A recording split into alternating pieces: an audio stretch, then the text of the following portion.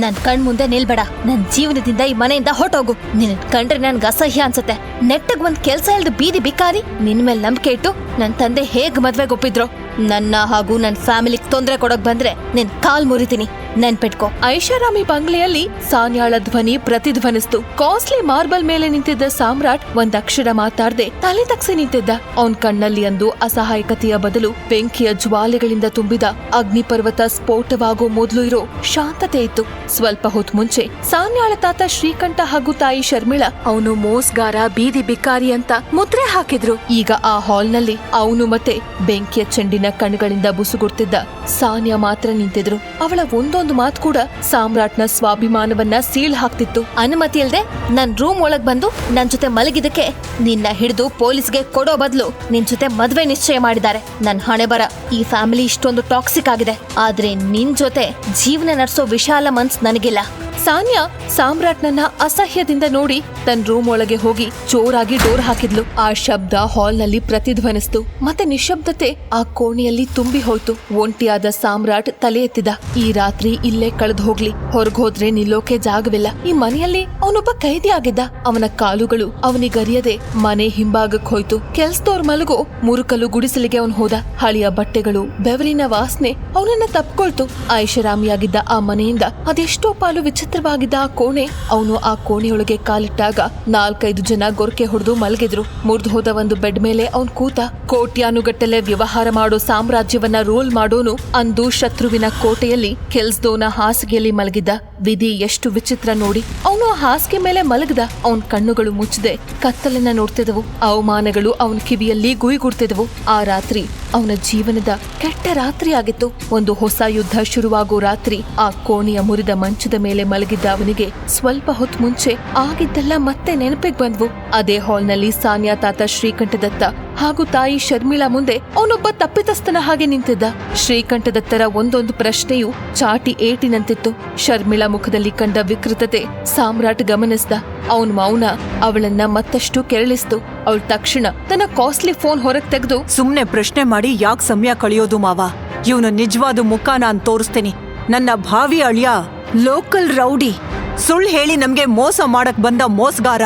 ಶರ್ಮಿಳಾ ಫೋನ್ನಲ್ಲಿ ಒಂದ್ video play ಮಾಡಿದ್ಲು. ಒಂದು ದೊಡ್ಡ ಹೋಟೆಲ್ನಲ್ಲಿ ಸಾಮ್ರಾಟ್ ಯಾರನ್ನೋ ಕ್ರೂರವಾಗಿ ಹೊಡೆಯೋ ವಿಡಿಯೋ. ಆ ವಿಡಿಯೋ ಎಡಿಟ್ ಮಾಡಿ ಅವನನ್ನ ದೊಡ್ಡ ರೌಡಿ ತರ ಪೋರ್ಟ್ರೆ ಮಾಡಿದ್ರು. ವಿಡಿಯೋ ನೋಡಿ ಶ್ರೀಕಂಠದ ತರ ಮುಖ ಕೋಪದಲ್ಲಿ ಕೆಂಪಾಯ್ತು. ಸಾನ್ಯಾಳ ಕಣ್ಣಲ್ಲಿ ಅಸಹ್ಯತೆ ಕಾಣ್ತು. ಇದೇ ಅಲ್ವಾ ನಿನ್ ಕೆಲ್ಸ? ಮಾಡೋಕೆ ಕೆಲ್ಸ ಇಲ್ದ ನೀನು ಹೇಗಷ್ಟು ದೊಡ್ಡ ಹೋಟೆಲ್ಗೆ ಹೋದೆ? ಅಲ್ಲಿನೂ ಸಮಸ್ಯೆ ಹುಡ್ಸೋಕ್ ಹೋಗಿದ್ದಲ್ವಾ? ನನ್ಗೆ ಛೀ ಅನ್ನಿಸ್ತಾ ಇದೆ. ನೀವು ನೋಡಿರೋದು ಸಂಪೂರ್ಣ ಸತ್ಯವಲ್ಲ. ಯಾರೋ ನಂಗೆ ಫೋರ್ಸ್ಫುಲಿ ಡ್ರಿಂಕ್ಸ್ ಮಾಡಿಸಿದ್ರು. ನಾನ್ ನಿರಪರಾಧಿ, ಪ್ಲೀಸ್ ನನ್ನ ನಂಬಿ. ಮಾತಾಡ್ಬೇಡ ನೀನು. You are a criminal. ನಿನ್ನಂತ ಕ್ರಿಮಿನಲ್ಗೆ ನನ್ನ ಮುದ್ದಿನ ಮಗಳನ್ನ ಮದ್ವೆ ಮಾಡಿಸ್ಕೊಡೋಕೆ ನಾನ್ ರೆಡಿ ಇಲ್ಲ. ಈ ನಿಮಿಷವೇ ನೀನು ಮನೆಯಿಂದ ಹೊರಗೋಗೋ. ಸಾಮ್ರಾಟ್ ಮಾತನ್ನ ಯಾರೂ ಕೇಳಿಲ್ಲ. ಆ ವಿಡಿಯೋ ಅವ್ರ ಮನ್ಸಲ್ಲಿ ಅಚ್ಚಳಿಯದೆ ಉಳಿದಿತ್ತು. ಶರ್ಮಿಳಾ ಹಾಗೂ ಸಾನ್ಯಾ ಮಾತು ವಿಷಪೂರಿತ ಬಾಣದಂತೆ ಅವ್ನ್ ಮನ್ಸಿಗೆ ತಾಗಿದ್ವು. ಆ ಘಟನೆ ಸಾಮ್ರಾಟ್ನನ್ನ ಕೆಲ್ಸದೋ ರೂಮಿಗೆ ತಂದಿಟ್ಟಿದ್ದು. ನೆನಪುಗಳು ಅವನನ್ನ ದೆವ್ವದಂತೆ ಹಿಂಬಾಲಿಸಿದ್ವು. ಹಲ್ಲುಗಳನ್ನ ಕಚ್ಚಿ ಅವನು ಇದಕ್ ಯಾರೆಲ್ಲ ಕಾರಣಕರ್ತರೋ ಅವರನ್ನ ನೋಟ್ ಮಾಡ್ಕೊಂಡ. ಸೇಡ್ ತೀರ್ಸೋ ಸಮಯ ಬರೋ ತನಕ ಕಾದು ಕೂರೋ ತೀರ್ಮಾನ ಮಾಡ್ದ. ಮಾರನೇ ದಿನ ಸೂರ್ಯೋದಯವಾಗೋ ಮೊದ್ಲೇ ಸಾಮ್ರಾಟ್ ಆ ರೂಮ್ನಿಂದ ಎದ್ದ. ಅವನ ಮುಖದಲ್ಲಿ ಹಿಂದಿನ ದಿನದ ದಣಿವು ಕಾಣಿಸ್ಲಿಲ್ಲ. ಬದ್ಲಿಗೆ ಒಂದು ದೃಢ ನಿರ್ಧಾರದ ಹುರುಪು ಅವನ್ ಕಣ್ಣಲ್ಲಿ ಕಂಡಿತು. ಯಾರಿಗೂ ಕಾಣದಂತೆ ಅವನು ಆ ಮನೆಯಿಂದ ಹೊರಟು ಸಿಟಿಯ ಸೆಂಟರ್ನಲ್ಲಿರೋ AK group of company office ಮುಂದೆ ಬಂದು ನಿಂತ. ಅವನು ನಿನ್ನೆ ಮಲಗಿದ್ದ ಹಾಸಿಗೆಗೂ ಈ ಕಟ್ಟಡಕ್ಕೂ ಯಾವುದೇ ವ್ಯತ್ಯಾಸ ಇರ್ಲಿಲ್ಲ. ಒಂದು ಪಾತಾಳವಾಗಿದ್ರೆ ಇನ್ನೊಂದು ಸ್ವರ್ಗ. ಆದ್ರೆ ಅವನು ಒಳಗ್ ಹೋಗೋಕೆ ಟ್ರೈ ಮಾಡಿದಾಗ ಸೆಕ್ಯೂರಿಟಿ ತಡ್ದ. ಅವನ್ ಕಿತ್ತೋಗಿರೋ ಡ್ರೆಸ್ ನೋಡಿ ಅವರಿಗೆ ಡೌಟ್ ಬಂತು. ಅದೇ ಸಮಯಕ್ಕೆ ಅವನ ಮೇನ್ ಎನಿಮೀಸ್ ನಲ್ಲಿ ಒಬ್ಬನಾಗಿದ್ದ ಸೂರಜ್ ಅಲ್ಲಿಗ್ ಬಂದ. ಅವ್ನ್ ಬೇರಾರೂ ಅಲ್ಲ, ಸಾನ್ಯಾಳ ಅಣ್ಣ, ಎಕೆ ಗ್ರೂಪ್ ಮ್ಯಾನೇಜರ್. ಲೋ ಬಿಕಾರಿ, ನೀನ್ ಹೇಗ್ ಇಲ್ಲಿಗ್ ಬಂದೆ? ನಿನ್ನಂತ ಯೂಸ್ಲೆಸ್ ಬರೋ ಜಾಗ ಇದಲ್ಲ. ಸೆಕ್ಯೂರಿಟಿ, ಇವನ್ ಕುದ್ಕೆ ಹಿಡಿದು ಹೊರಗಾಕಿ. ಇವನ್ ನೆರಳು ಕೂಡ ಇಲ್ಲಿಗ್ ಬೀಳ್ಬಾರ್ದು. ಸೆಕ್ಯೂರಿಟೀಸ್ ಅವನನ್ನ ಹಿಡಿಯೋಕೆ ಮುಂದೆ ಬಂದಾಗ ಒಂದ್ ಹೆಣ್ಣಿನ ವಾಯ್ಸ್ ಅವರನ್ನ ಸ್ಟಾಪ್ ಮಾಡ್ತು. ಅದು ಬೇರೆ ಯಾರದ್ದು ಅಲ್ಲ, ಕಂಪನಿ ಎಕ್ಸ್ಪರ್ಟ್ ಅಕ್ರಮ್ನ ಬಲಗೈಯಾದ ಜೆನ್ನಿದಾಗಿತ್ತು. ಅವಳ ನೋಟದಲ್ಲಿ, ನಡವಳಿಕೆಯಲ್ಲಿ ಅಧಿಕಾರದ ಗರ್ವವಿತ್ತು. ನಿಲ್ಲಿ, ಅವ್ನ್ ನನ್ ಜೊತೆ ಬಂದಿದ್ದಾನೆ. ಸೂರಜ್, ನಿನ್ ಕೆಲ್ಸ ಇಲ್ಲೇನೂ ಇಲ್ಲ. ಹೋಗಿ ನಿನ್ ಕೆಲ್ಸ ನೋಡ್ಕೊ. ಮಿಸ್ಟರ್ ಅಕ್ರಮ್ ನಿನ್ನನ್ನ ಮೀಟ್ ಆಗ್ಬೇಕಂತೆ. ಸೂರಜ್ ಒಮ್ಮೆ ಶಾಕ್ ಆದ. ಏಕೆ ಗ್ರೂಪ್ನ ಎಲ್ಲವೂ ಆಗಿದ್ದ ಅಕ್ರಮ್ ಈ ಏನಕ್ಕೂ ಬೇಡ್ದ ಸಾಮ್ರಾಟ್ನ ಮೀಟ್ ಆಗ್ತಿದ್ದಾನೆ ಅಂತ ಅವನಿಗೆ ಅರ್ಥವಾಗ್ತಿರ್ಲಿಲ್ಲ. ಜೆನ್ನಿಗೆ ಎದುರುತ್ರ ಕೊಡೋಕೆ ಧೈರ್ಯ ಇಲ್ದೆ ಹಲ್ಲು ಕಚ್ಚಿ ಅಲ್ಲಿಂದ ಹೊರಗೆ ಹೋದ. ಜೆನ್ನಿ ಸಾಮ್ರಾಟ್ನನ್ನ ಅವಳ ಮಾಡರ್ನ್ ಎಕ್ವಿಪ್ಮೆಂಟ್ಸ್ ಇರೋ ಆಫೀಸ್ ರೂಮ್ ಒಳಗೆ ಕರ್ಕೊಂಡು ಹೋದ್ಲು. ಇದೇನಿದು ನಿಮ್ ವೇಷ ಸಾಮ್ರಾಟ್? ಇಲ್ಲೇನ್ ನಡೀತು? ಅಕ್ರಮ್ ಒಂದು ಮೀಟಿಂಗ್ ಅಲ್ಲಿದ್ದಾನೆ, ನಿಮಗ್ ನಾನೇನ್ ಮಾಡ್ಲಿ? ಜೆನ್ನಿ, ನಾನು ನನ್ನ ಪೊಸಿಷನ್ನ ವಾಪಸ್ ಪಡ್ಕೊಳಕ್ ಬಂದಿದ್ದೀನಿ. ನಂಗೆ ಏಕೆ ಗ್ರೂಪ್ನಲ್ಲಿ ಮ್ಯಾನೇಜರ್ ಪೋಸ್ಟ್ ಬೇಕು. ಸೂರಜ್ಗೆ ಕೊಟ್ಟಿರೋ ಆ ಅಧಿಕಾರದ ಚೇರ್ ಈಗಲೇ ಮಿಸ್ಟರ್ ಅಕ್ರಮ್ಗೆ ಕಾಲ್ ಮಾಡಿ ನಾನು ಬಂದಿರೋದನ್ನ ತಿಳಿಸಿ. ಮೈ ಗಾಡ್, ಸಾಮ್ರಾಟ್ ನಿಮ್ಗೇನಾಗಿದೆ? ಅದು ಚಾನ್ಸೇ ಇಲ್ಲ. ಆ ಪೊಸಿಷನ್ ನಲ್ಲಿ ಸೂರಜ್ ಇದ್ದಾನೆ. ಯಾವುದೇ ರೀಸನ್ ಇಲ್ಲದೆ ಅವನನ್ನ ಹೇಗೆ ಪೊಸಿಷನ್ ಇಂದ ತೆಗೆಯೋದು? ಅದು ಕಂಪನಿ ರೂಲ್ಸ್ ಎಗೇನೆಸ್ಟ್ ಆಗತ್ತೆ. ರೂಲ್ಸ್ ಬರೆಯೋದು ನಾವು ಜಿನ್ನಿ, ಅದನ್ನ ಚೇಂಜ್ ಮಾಡೋಕ್ಕೂ ನಮ್ಮಿಂದ ಸಾಧ್ಯ. ನೀವು ಕಾಲ್ ಮಾಡಿ. ಮಿಸ್ಟರ್ ಅಕ್ರಮ್ ನನ್ನ ಮಾತಿಗೆ ಇಲ್ಲ ಅಂತ ಹೇಳಲ್ಲ, ಯಾಕಂದ್ರೆ ಈ ಸಾಮ್ರಾಜ್ಯದ ನಿಜವಾದ ಒಡೆಯ ಯಾರು ಅಂತ ಅವ್ರಿಗೆ ಗೊತ್ತಿದೆ. ಸಾಮ್ರಾಟ್ ಮಾತಲ್ಲಿ ಕಾನ್ಫಿಡೆನ್ಸ್ ಹಾಗೂ ಧೈರ್ಯ ನೋಡಿ ಜೆನ್ನಿ ಬೆಚ್ಚ ಬಿದ್ಲು. ಅವಳು ಮುಂದೆ ನಿಂತಿರೋದು ಸಾಮಾನ್ಯನಲ್ಲ ಅಂತ ಅವಳಿಗೆ ಗೊತ್ತಾಯ್ತು. ಅವನ್ ಕಣ್ಣಲ್ಲಿದ್ದ ಬೆಂಕಿ ಕಂಡು ಅವಳು ಭಯಪಟ್ಲು. ನಡುಗೋ ಕೈಗಳಿಂದ ಅವಳು ಫೋನ್ ತೆಗೆದು ಅಕ್ರಮ್ಗೆ ಕಾಲ್ ಮಾಡಿದ್ಲು. ಏಕೆ ಗ್ರೂಪ್ನಲ್ಲಿ ತನ್ನ ಅಧಿಕಾರ ಮರಳಿ ಪಡೆದ ನಂತರ ಆ ಸಂಜೆ ಸಾಮ್ರಾಟ್ ಮತ್ತೆ ಆ ಮನೆಗ್ ಬಂದು ತಲುಪ್ದ. ಅಲ್ಲಿ ಸ್ಮಶಾನ ಮೌನವಿತ್ತು. ಹಾಲ್ನಲ್ಲಿ ಶ್ರೀಕಂಠದತ್ತ ಹಾಗೂ ಶರ್ಮಿಳಾ ಜೊತೆಗೆ ಅಪರಿಚಿತ ವ್ಯಕ್ತಿಯೊಬ್ಬ ಅವನಿಗಾಗಿ ಕಾದ್ ಕುಳಿತಿದ್ದ. ಅದು ರಿಜಿಸ್ಟರ್ ಆಫೀಸ್ ಎಂಪ್ಲಾಯ್ ಆಗಿದ್ದ. ವಿಡಿಯೋ ವೈರಲ್ ಆಗಿದ್ರಿಂದ ಫ್ಯಾಮಿಲಿ ಮರ್ಯಾದೆ ಹಾಳಾಗೋ ಮೊದಲು ಈ ಮದುವೆ ಮುಗಿಸ್ಬಿಡೋಣ ಅನ್ನೋದು ಶರ್ಮಿಳಾ ಯೋಚನೆ ಆಗಿತ್ತು.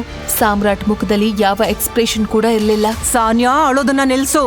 ನಮ್ ಹತ್ರ ಇದಲ್ದೆ ಬೇರೆ ದಾರಿ ಇಲ್ಲ.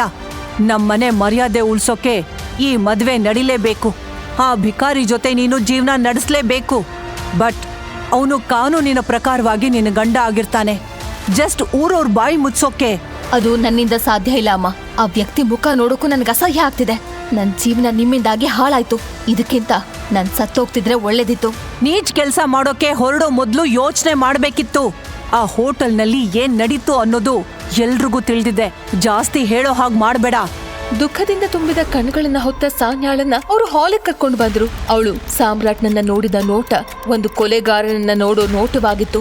ರಿಜಿಸ್ಟ್ರಾರ್ ಅವ್ರ ಮುಂದೆ ಪೇಪರ್ ಇಟ್ಟಾಗ ಆ ರೂಮಲ್ಲಿ ಪೇಪರ್ ಹಾಗೂ ಪೆನ್ ನಡುವಿನ ಶಬ್ದ ಮಾತ್ರ ಕೇಳ್ತಿತ್ತು. ಸಾನ್ಯಾಳ ನಡುಗೋ ಕೈಯಿಂದ ಪೆನ್ ಇನ್ನೇನ್ ಕೆಳಗ್ ಬೀಳುತ್ತೆ ಅಂದಾಗ ಕಣ್ಣಂಚಿನಿಂದ ಬಂದು ಬಿದ್ದ ನೀರೊಂದು ಅವಳು ಸೈನ್ ಹಾಕೋ ಜಾಗದಲ್ಲಿ ಬಿತ್ತು. ಅವಳು ಸಿಟ್ಟಲ್ಲಿ ಪೇಪರ್ಗೆ ಸೈನ್ ಮಾಡಿದ್ಲು. ಅವಳ ಹಿಂದೆಯೇ ಹಿಂಜರಿಕೆ ಇಲ್ದೆ ಸಾಮ್ರಾಟ್ ಕೂಡ ಸೈನ್ ಮಾಡ್ದ.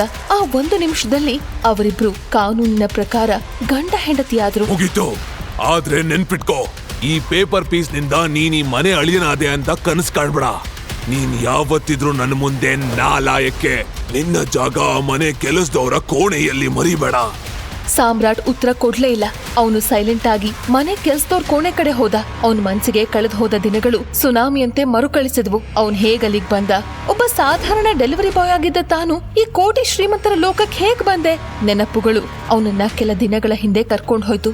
23 ವರ್ಷದ ಸಾಧಾರಣ ಡೆಲಿವರಿ ಬಾಯ್ ಆಗಿದ್ದ ಅನಾಥ ಸಾಮ್ರಾಟ್ ರಾತ್ರಿ ಕೆಟ್ಟ ಕನ್ಸ್ ಕಂಡು ಬೆಚ್ಚ ಬೀಳೋ ಒಂದು ಭೂತಕಾಲ ಅವನನ್ನ ಬೆನ್ ಹಿಡ್ದಿತ್ತು.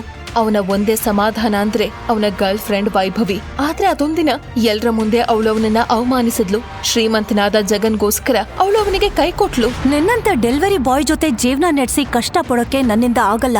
ಇವನು ಜಗನ್. ಇನ್ ಮುಂದೆ ಇವನೇ ನನ್ನ ಬಾಯ್ ಫ್ರೆಂಡ್. ಇವನು ತಂದೆ ತುಂಬಾ ರಿಚ್. ಅದೇ ನಿನಗೇನಿದೆ? ಏನೂ ಇಲ್ಲ, ಬರೀ 0. ಸೊ ಇನ್ ಮುಂದೆ ನನ್ನ ಹಿಂದೆ ಬರ್ಬೇಡ. ಆ ಮಾತುಗಳು ನನ್ನ ನುಚ್ಚು ನೂರು ಮಾಡಿದ್ವು. ಆ ರಾತ್ರಿ ಅವನ್ ಸಿಕ್ಕಾಪಟ್ಟೆ ಕುಡ್ದು ಮೂರ್ಛೆ ತಪ್ಪಿ ಬಿದ್ದಿದ್ದ. ಅವನನ್ನ ಅಂದು ಸೂರಜ್ ಕಡಿಯೋರು ಕರ್ಕೊಂಡ್ ಹೋದ್ರು. ಸಾಮ್ರಾಟ್ ಕಣ್ ತೆರೆದಾಗ ಬೆಚ್ಚ ಬಿದ್ದಿದ್ದ.